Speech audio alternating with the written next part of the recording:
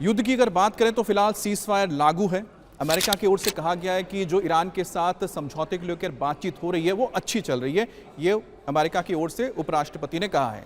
लेकिन इस बीच जो हलचल है वो मिडिल ईस्ट में नहीं देखने को मिल रही है, एशिया में, जिसमें भारत और चीन में सबसे ज्यादा हलचल है, क्योंकि राष्ट्रपति डोनाल्ड ट्रंप इस वक्त चीन के दौरे पर हैं और भारत में ब्रिक्स का सम्मेलन चल रहा है जहां पर ईरान के विदेश मंत्री आए हुए हैं। अब ऐसे में भारत और चीन के ऊपर सबकी निगाह है, लेकिन इन सब के बीच प्रधानमंत्री मोदी का एक अहम दौरा होने जा रहा है 15 तारीख को यूएई का। अब प्रधानमंत्री मोदी का यह दौरा ऐसे वक्त में आ रहा है जब प्रधानमंत्री मोदी ने देश में सभी से कहा है कि तेल का इस्तेमाल कम से कम करें, तेल बचाएं।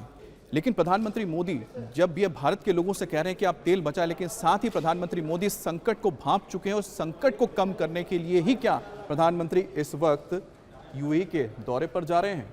क्या कम हो जाएगा तेल गैस का संकट? इसको समझने के लिए आपको देखना होगा कि पिछले कुछ दिनों में यूएई ने क्या किया है। यूएई ने सबसे पहले ओपेक से अलग होने का फैसला लिया, यानी कि ये तेल उत्पादक देशों का जो एक समूह है उससे अलग हो गया है। अब यूएई पूरी तरह से स्वतंत्र है कि वो कितना प्रोडक्शन करेगा, किसको बेचेगा और कितने में बेचेगा, और यही मौका भारत ने समझा है।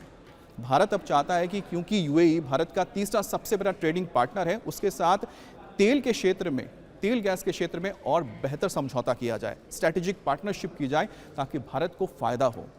अब ये हो सकता है कि दोनों देश डॉलर को छोड़ के अपने जो लोकल करेंसी है उसमें काम कर सकते हैं, दिरहम और रुपए में।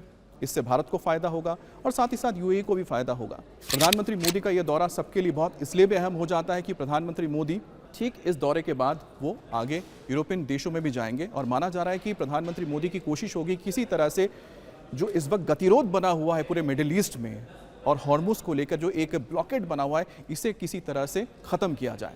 इसलिए यूएई का दौरा भारत के लिहाज से दो चीज़ों में महत्व हो जाता है, एक है तेल और दूसरा है कि किस तरह से मिडिल ईस्ट में हॉर्मुज के इस पूरे खाड़ी को खाली करवाया जाए जो ब्लॉकेड बना हुआ है और जहाज़ों की आवाजाही हो सके। देखिए, जितना हक यूएई का है उतना हक ईरान का भी है हॉर्मुज पर, लेकिन ईरान मानने को तैयार नहीं है। ईरान मानता है कि पूरा हॉर्मुज ही उसका है, जबकि यूएई भी दावा करता है कि उसका इस पर हक है, क्योंकि हॉर्मुज की जो ये हॉर्मुज जो स्टेट है ये यूएई के पास से होकर गुजरती है।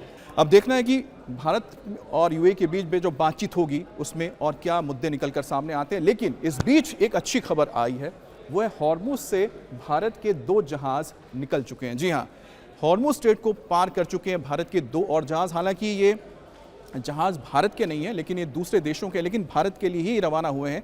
इनमें एलपीजी भरा हुआ है और वो एलपीजी जिसके लिए लोग इस वक्त आप कह सकते हैं कि दुआएं करते हैं कि उनको किसी तरह से एलपीजी सिलेंडर मिल जाए और सस्ता मिल जाए। लेकिन सस्ता होगा या नहीं होगा इस पर तो प्रश्न चिन्ह है, लेकिन हाँ उसकी कमी नहीं होगी, क्योंकि जो जहाज सिमी है इसमें करीब 20,000 टन एलपीजी लाया जा रहा है और बताया जा रहा है कि ये शनिवार तक कांडला पोर्ट तक पहुंच जाएगा भारत के। और उसके बाद आता है ये एनवी सनशाइन। जी हाँ, एनवी सनशाइन एक और टैंकर है, इसमें करीब 45,000 टन एलपीजी लदा हुआ है जो भारत की ओर निकल पड़ा है और माना जा रहा है कि 18 मई को ये भारत तक पहुंच जाएगा और इसे मैंगलुरु के किसी पोर्ट पर उतारा जाएगा और उसके बाद ये देश के दक्षिण के क्षेत्र में ये एलपीजी सप्लाई की जाएगी। तो 45,000 टन इस वक्त एनवी सनशाइन में और 20,000 टन टैंकर सिमी के जरिए भारत की ओर निकल चुके हैं। तो कुल मिलाकर देखा जाए तो इस वक्त भारत के 12 से ज़्यादा जहाज़, लगभग 13 जहाज़ हैं जो क्रॉस कर चुके हैं हॉर्मुज को। और इसी तरह से अगर ये टैंकर्स एक एक करके हॉर्मुज को पार करते रहे, पर्शियन गल्फ से निकलते रहे, तो भारत के करीब जो 41 या फिर उससे ज़्यादा जो भी जहाज़ है, शिप्स हैं, वो इस वक्त निकल जाएंगे। और भारत जो इसकी कोशिश लगातार कर रहा है, और भारत को आशा भी क्यों ना हो कि ऐसा हो सकता है। उसकी क्या वजह है? उसकी वजह है, जी हाँ, उसकी वजह है ब्रिक्स का सम्मेलन। जी हाँ, भारत में इस वक्त दिल्ली में 14 और 15 तारीख को ब्रिक्स सम्मेलन का आयोजन किया गया, जिसमें तमाम जो सदस्य देश हैं उनके विदेश मंत्री आए हुए हैं। सबसे महत्वपूर्ण इसमें है अब्बास अरागाची, ईरान के विदेश मंत्री।